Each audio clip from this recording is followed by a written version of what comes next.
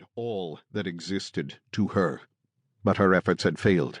The Master Rune itself was broken, and at that time the one true world had shattered, splintering into 1,000 shadow worlds, each but a dim reflection of the perfect world that had been. With its destruction, the knowledge of the Master Rune was lost. Long had Askaroth believed that reality was like a shattered crystal, each shadow world a shard of what had been, and one of those shards would still know the shape of the Master Rune. Now they had found that shard, and with the knowledge the Master Rune could be rebuilt. The shadow worlds could be bound in one, all worlds colliding to make a perfect whole. "He will seek to bind the worlds," Shadowath said. Both Shadowath and Askaroth had amassed a wealth of knowledge about magic, but neither knew the key to binding the worlds, to bringing forth the restoration. "Then we must make sure that he is under our sway," Askaroth said. "After his birth, it will take time before he fully awakens to his power. The Torchbearer will be vulnerable."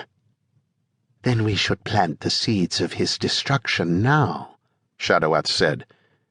"You know what to do. Open a gate to his world, and I will bring my armies and join you." Askaroth smiled. Shadowath's resources were unbounded, her cunning unsurpassed, her cruelty inspired. Compared to her, the monster Scapane, who had lost against the Earth King, was but a worm.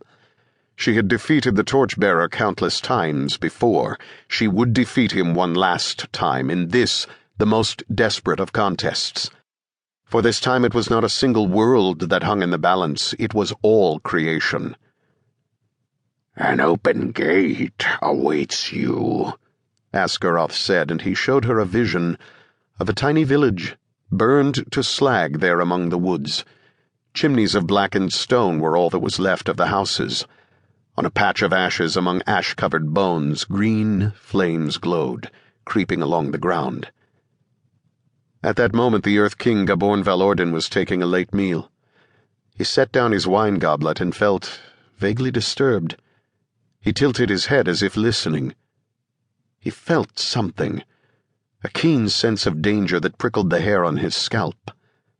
But it was distant, in the future, and it was not targeted at a certain person. It was diffuse and vast. It was an evil large enough to lay waste to an entire world.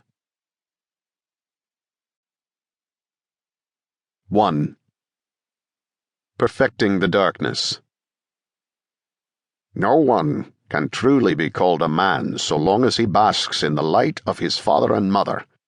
For until we are forced to stand alone, we never know the measure of strength that abides within us. And once a boy's father dies, he cannot be called a child any longer.